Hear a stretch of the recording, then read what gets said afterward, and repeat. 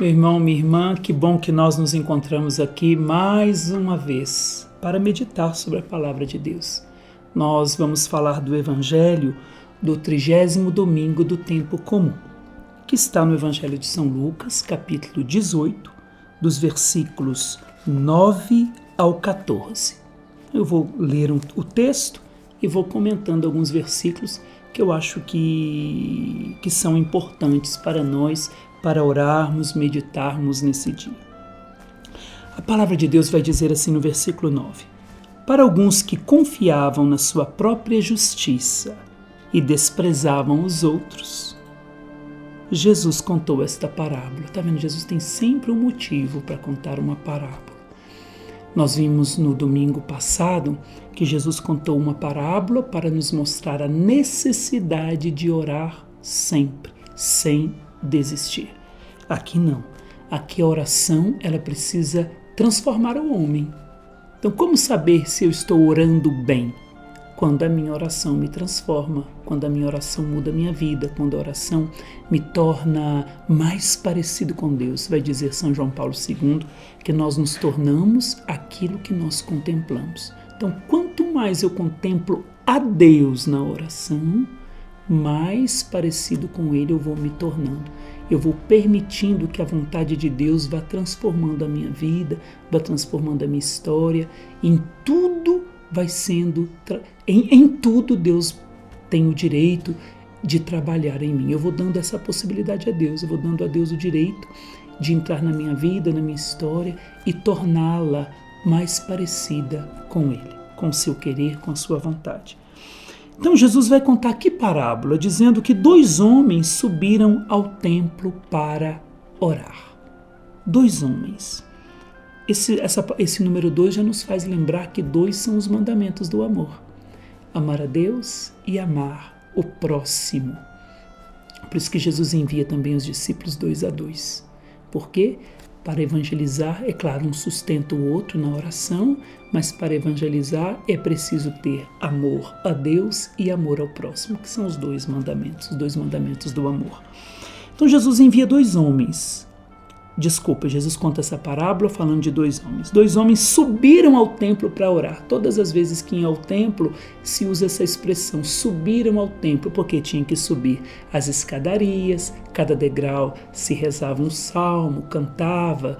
Então era uma preparação, era realmente uma subida até a glória de Deus, até o lugar da presença de Deus. Então 2 homens que acreditavam em Deus, homens que buscavam a Deus na sua palavra, na Torá, homens tementes a Deus.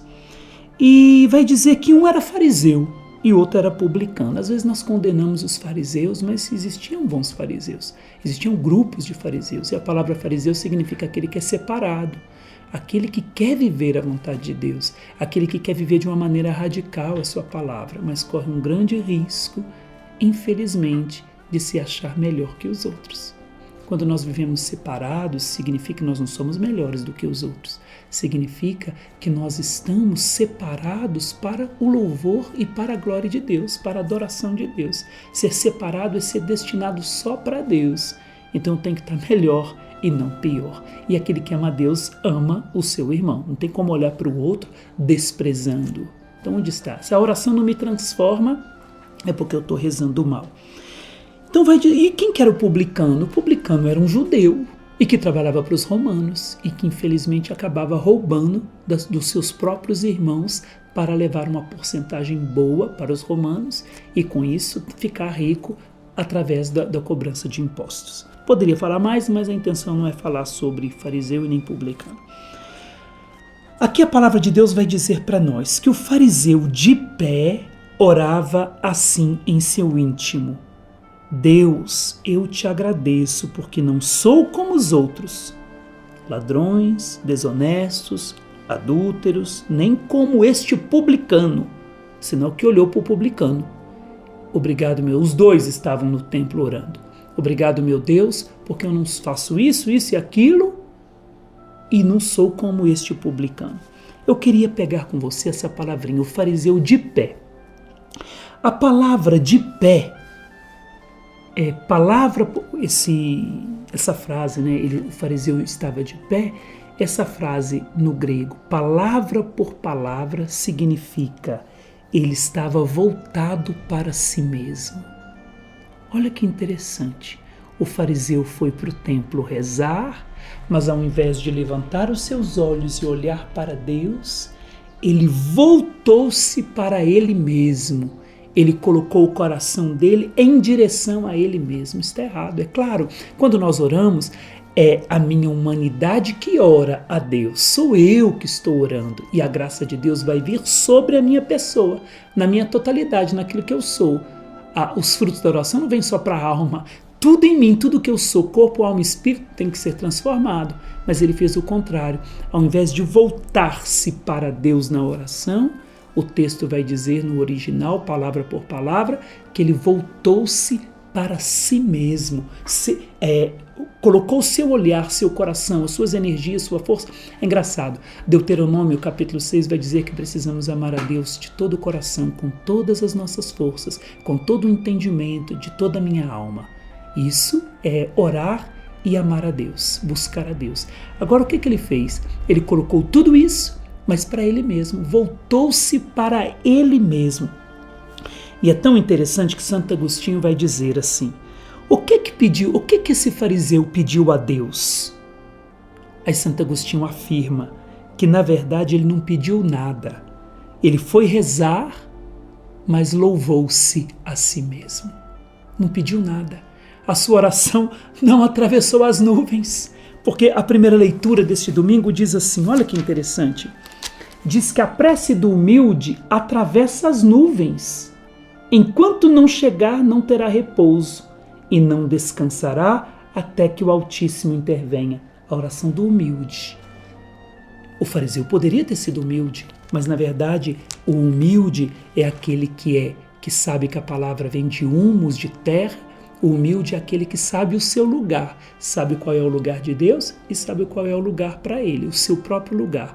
O fariseu aqui, infelizmente, como diz Santo Agostinho, ele foi rezar e não rezou, ele louvou-se a si mesmo. Ao invés de voltar o seu coração e reconhecer o seu nada diante de Deus, ele voltou-se para ele mesmo e por isso que não rezou. Só que o texto continua. Então esse de pé você já sabe o que é, nós já sabemos. Agora, interessante também que ele ficou de pé como aquele filho mais velho da passagem de Lucas 15, que fala do filho pródigo, o irmão mais velho. Ele se perdeu, ele era um irmão, poderia dizer que um irmão mais velho, se perdeu na sua oração, não reconhecia mais a Deus como um pai e começou a ver Deus apenas sendo o servo de Deus, um empregado. Então aquele filho, o mais velho, apoiava-se nas suas próprias obras, apoiava-se que ele não fosse adúltero, que ele não roubasse, isso é muito bom. É sinal que ele estava vivendo uma vida direita, uma vida no caminho, na palavra de Deus. Não roubava, não fazia isso nem aquilo. Isso é muito bom, são frutos. Só que os frutos eu tenho que saber que tudo é graça na nossa vida. Até os frutos vêm de Deus. Então, aquele filho mais velho de Lucas 15 vai dizer, eu sempre obedeci às suas ordens, eu nunca desobedeci às tuas ordens e nunca fizeste isso por mim. Então se apoiava nas próprias obras. Quando a gente se apoia nas próprias obras, nós nos tornamos Deus de nós mesmos. Aí está o grande perigo. Vai dizer Santo Agostinho, nós não oramos mais, nós louvamos a nós mesmos. Só que o texto ainda vai dizer que o publicano, porém, ficou à distância e nem se atrevia a levantar os olhos para o céu. À distância, por quê? Porque ele sabia que só Deus era capaz de aproximá-lo.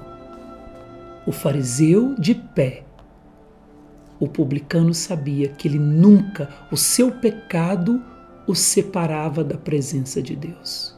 O seu pecado o roubava de Deus. O seu pecado causava uma distância entre ele e Deus. Então, quando ele batia no peito, ele dizia, piedade de mim, é sinal, vai dizer o texto, batia no peito dizendo, meu Deus, tem compaixão de mim que sou pecador. Ele soube reconhecer o seu lugar. E quando ele disse isso, Tende piedade de mim, compaixão, porque eu sou um pecador. Aqui, em outras palavras, ele está dizendo: eu estou distante da tua vontade, mas eu sei que tu és o único que pode me aproximar de novo de ti. Isso é a oração, é reconhecer que eu não sou nada, não posso nada sem Deus. Jesus disse isso: sem mim, falando da videira, sem mim nada podeis fazer, nada. Por isso que aí está a grande diferença da doutrina cristã. Não somos nós que vamos a Deus, é Deus que vem a nós e nos leva a Deus, que nos leva a Ele mesmo. Jesus veio para nos levar, nos apresentar o seu Pai. E isso, esse publicano, devido ao peso dos seus pecados, devido a, quem sabe, a sua própria autocondenação, o seu auto-julgamento, e sendo julgado pelos outros, pelo seu próprio povo, até pelo fariseu, que o desprezou com o olhar, dizendo: eu não sou como este, e nem como este daí, esse publicano, já estava numa vida cansada de ser julgado, porque ser julgado pelos outros cansa. O que ele fez? Ele bateu no peito, foi procurar a pessoa certa, que é o Senhor. E o interessante é que ele sabia, como eu disse, que só Deus era capaz de aproximá-lo de novo, pois se o pecado o distanciava, o amor o aproximava. E foi isso que ele experimentou na oração. A oração humilde, vai dizer a primeira leitura de Eclesiástico, no capítulo 35, né? Que a oração do humilde atravessa as nuvens. Por quê? Porque é Deus que vem ao encontro daquele que sabe o seu próprio lugar, se reconhece pequeno, se reconhece incapaz e que espera tudo de Deus. Aí Santo Agostinho, usando Santo Agostinho, já que eu usei Santo Agostinho para falar do fariseu, também quero usá-lo para falar desse publicano. Então Santo Agostinho vai dizer que o publicano rezava à distância, mas Deus o escutava de perto. Olha que coisa linda! O publicano rezava à distância porque não se considerava digno, mas Deus o escutava de perto. O que significa isso? Que Deus colocava os seus ouvidos na boca daquele publicano e ouvia a sua oração.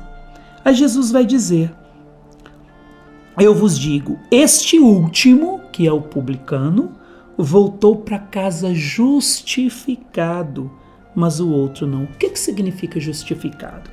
A palavra justificado significa que ele se tornou agradável, como se tivesse alguém dado um banho nele, colocado perfume, e ele foi apresentado de modo agradável. Então ele se tornou agradável a Deus. E segundo São Paulo, justificado significa reabilitado, é aquele que apoia-se na força de outro para construir-se. Olha que beleza isso, que coisa linda. Ser justificado é aquele que apoia a sua vida na força de outro para se construir. O que ele fez? Ele foi justificado por quê?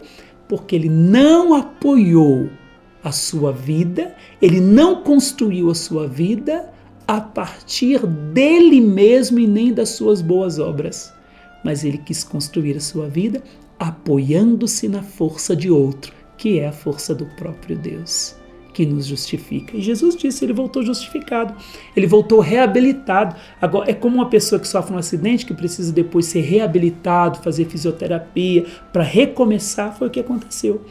Só Deus, só Jesus, pelo seu sangue, pode nos reabilitar. Foi o que aconteceu. Ele foi justificado, reabilitado, agora pode voltar para casa. Esse voltar para casa é muito importante.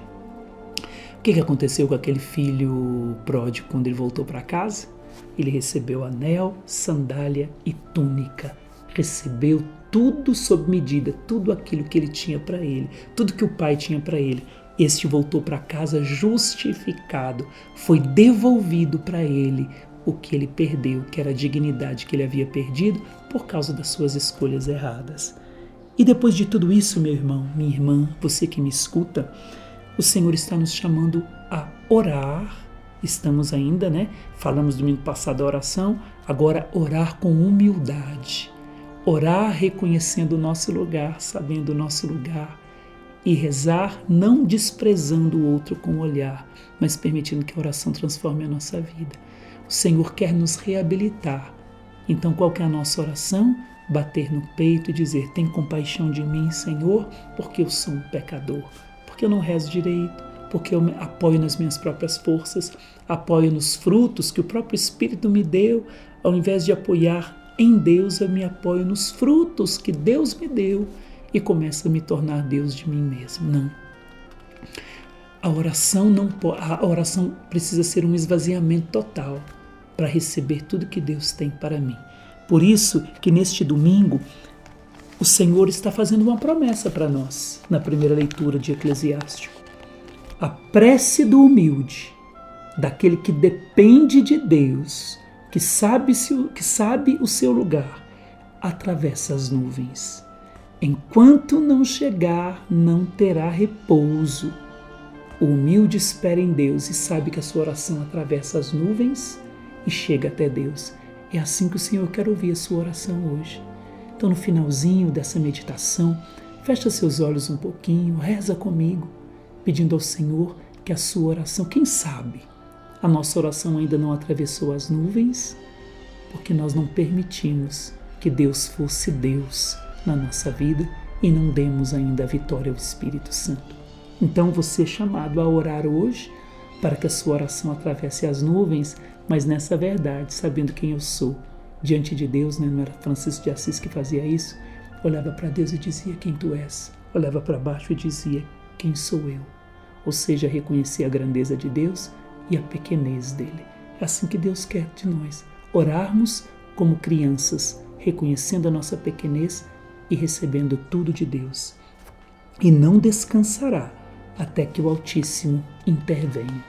A oração do humilde que atravessa as nuvens. Peçamos ao Senhor hoje, reze por você e pela sua casa, pedindo ao Senhor que sejamos esses humildes, que saibamos onde devemos estar, não apoiados sobre nós mesmos, mas apoiados somente em Deus, reconstruindo e construindo a nossa vida a partir de Deus. Aí sim, a nossa oração atravessará as nuvens.